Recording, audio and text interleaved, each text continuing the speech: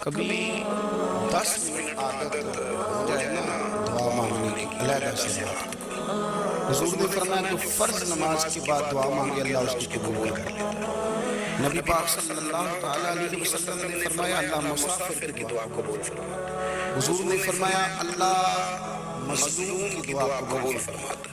حضور نے فرمایا بیمار سے دعا کراؤ اللہ اس کی دعا قبول فرماتا ہے۔ میرے نبی پاک نے فرمایا ماں باپ جب بھی اولاد کے لیے ہاتھ اٹھائیں، ویسے تو بلے شاہ تو آسمانی اڑ دی گئی پھڑ گئے، جڑا گھر بیٹھا انہوں بڑھیا ہی نہیں۔ حضور فرمانے لگے ماں باپ جب بھی اولاد کے لیے دعا فرمائیں اللہ ان کی دعا کو قبول کرتا ہے۔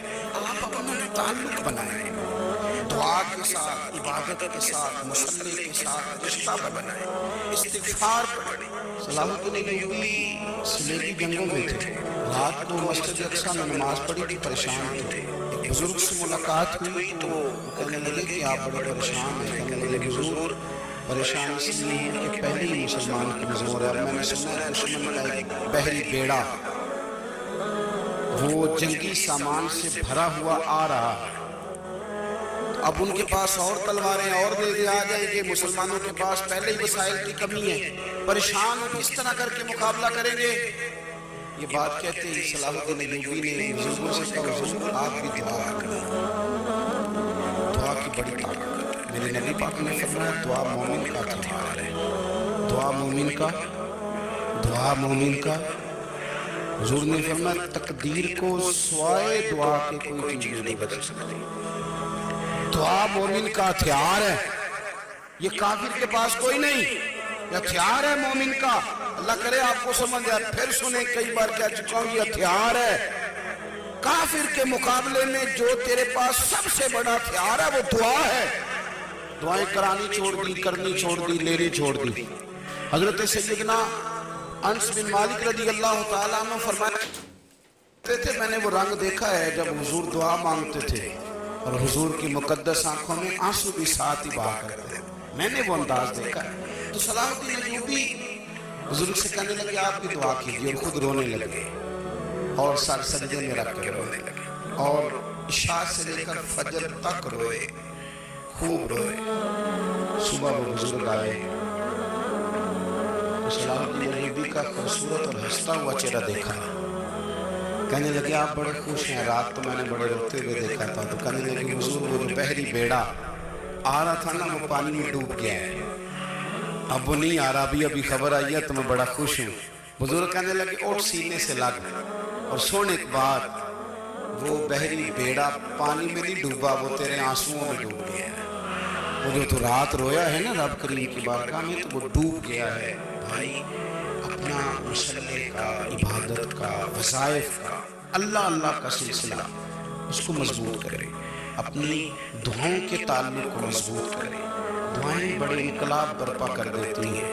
ہم تھوڑے تھوڑے نا جب سے خشک ہوئے نا خشک، اور میری تو جماعت ہی صوفیاء کی جماعت تھی، ہم تو داتا علی اجمیری کی جماعت سے، ہم تو خواجہ اجمیری کی جماعت سے، ہم تو شیخ احمد فاروق سرہندی کی جماعت سے، ہم تو صوفیاء کی جماعت۔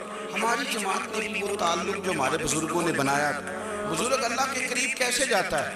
ہمارے یہاں نا بہت سارے لوگ کہتے ہیں کہ نظر ہو گئی تو کام ہو گیا۔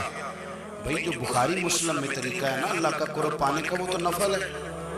نبی کریم علیہ السلام نے فرمایا بندہ نفلوں کے ذریعے رب کے قریب جاتا ہے، اور اتنا قریب جاتا ہے کہ پھر اللہ اس کی زبان بن جاتا ہے، اللہ اس کی آنکھیں بن جاتا ہے، کان بن جاتا ہے، ہاتھ اور پیر بن جاتا ہے۔ تو یہ تو عبادت ہے، یہ تو اللہ کی بارگاہ کی حاضری ہے جو آپ کو اللہ کے قریب کرے گی۔ نماز کو اہمیت دے کے ادا کریں، نمازیں موبائل بند کر کے ادا کریں۔ لیکن نا کچھ لوگ کہتے ہیں مجھے ٹائم نہیں ملتا نماز کا، تو میں کہتا ہوں یہ آپ نے بڑی جرت کی بات کی ہے۔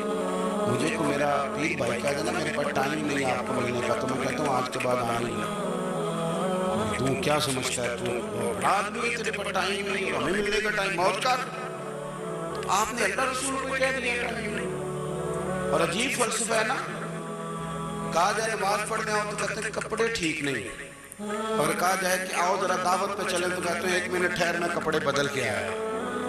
نماز کے لیے کہا تو کہتا ٹھیک نہیں، دعوت کے لیے کہا تو کہتا میں ذرا تیاری کر رہا ہوں، یوں جانا مناسب نہیں۔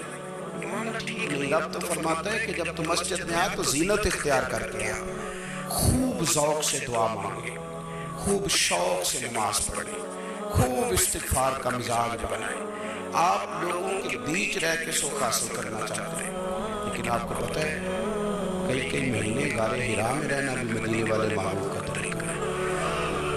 ہر سال اعتکاف بیٹھنا الگ سے، یہ بھی حضور کا طریقہ ہے۔ مسجد نبی کے اندر دروازہ کھلتا تھا نبی کریم کا، پر گھر کے اندر نفل پڑھے نبی پاک۔ حضور فرماتے ہیں کچھ نفل نماز گھر میں بھی پڑھا کرو، گھر کو قبرستان نہ بناؤ، ہمارا گھر اللہ کے ذکر سے آباد ہوگا۔